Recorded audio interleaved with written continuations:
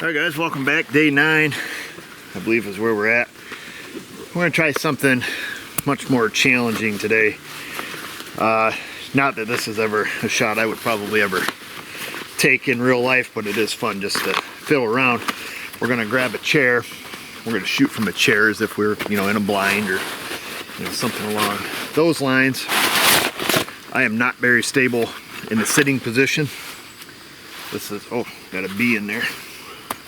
This is a chair we're using, a little triangle front, so kind of allows you to get your leg down where you can still draw well. And just walked up here, carried stuff up here. We've got a buck target down there. Apparently the kids are up here shooting, so it's down there by our block. So from where we're at right here, it's about 50, 52 yards, I'm gonna imagine. We can check and see. So the block's 51, so the deer's about 50. So we'll just do that. We'll just sit here, and it's probably not going to be great, but it will be fun, and we'll do it either way. Probably not going to have to worry about crashing arrows today, I'm sure.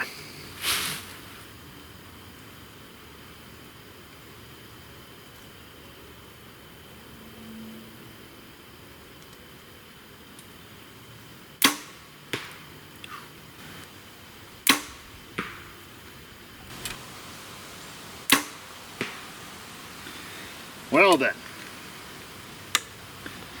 I guess at a glance from back here, they look like kill shots. I'm gonna go set this broadhead down.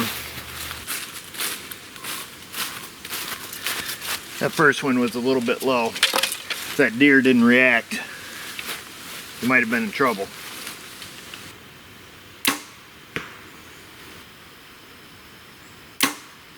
Yeah.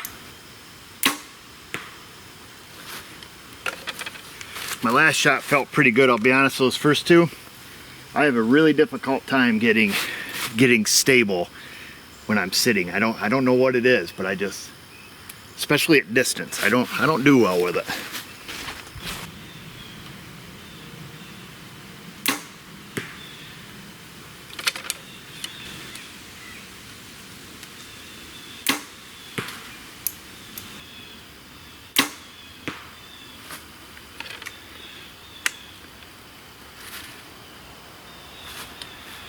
So I'm still trying to go for that ideal, close-up heart shot that I typically would go for with anticipation of deer reaction, the deer dropping down. That way there, if he doesn't, money, you're right through the pumper. If he does, arrows up high, you're going, you're catching the lungs, top of the heart, something like that. I wonder, I've never shot a deer at this distance ever in my life. I'm curious if you would be better served to aim, center of the lungs, bottom portion of lungs back a little bit, kind of increase your odds for some sort of reaction. 50 yards, that arrow's in the air for a long time. My last 6 shots, I think what I'm gonna do, right? Yeah, 3, yeah, we're on number 9. I'm gonna aim kind of where we were if we were shooting targets. Maybe try the bottom, for that lower 12 area, we'll call it. Put that little white 2-inch square on there.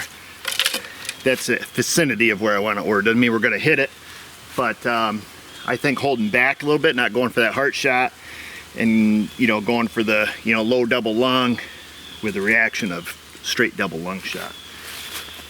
I could be way off on that.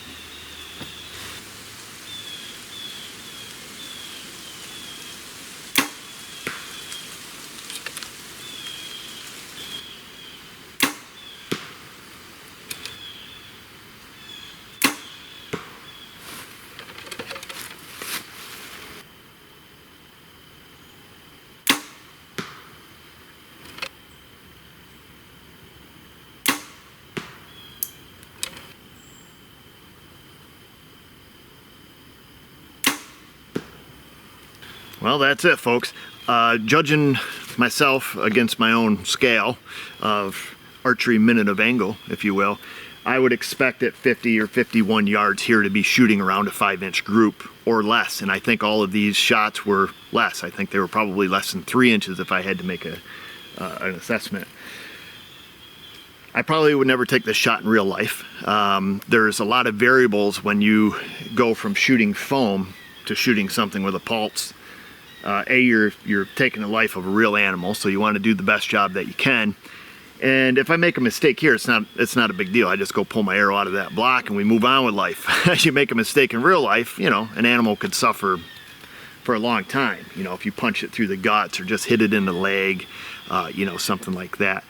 When I hunt, I try to not test any sort of marksmanship and just be as ethical as possible. I know a lot of Western hunters, this is close range, but here on the East Coast where we're hunting, you know, whitetails, 95% of the time we're hunting from a tree stand, and generally speaking, unless you're hunting a field edge, your shots are close, you know, 35 and under. I would say most spots, if you're hunting any type of woods where you're hunting cover, where the big bucks are roaming, usually it's tight cover and close shots. You know, you're just trying to beat that sucker's nose. That's the main game, at least the one that I play with them. This year, however, I would really like to try to shoot from the ground. I got this different kind of blind. The area in which I'm hunting, all the agriculture has changed. We have fields of corn where we've never had fields of corn before, or at least in, you know, the 12, 13 years that I've hunted the property. So things are different. So I'm going to be doing some running and gunning. They'll say I'm going to be setting up and making observations because I just don't know how that's going to affect, you know, deer movements. So that's it. So I think I need to get practice and more time in the seat, if you will, to see how that works. So we're going to be doing some more of that, and then hopefully some tree stand shooting the next one's coming up. So that's it, folks. We'll see you on day 10.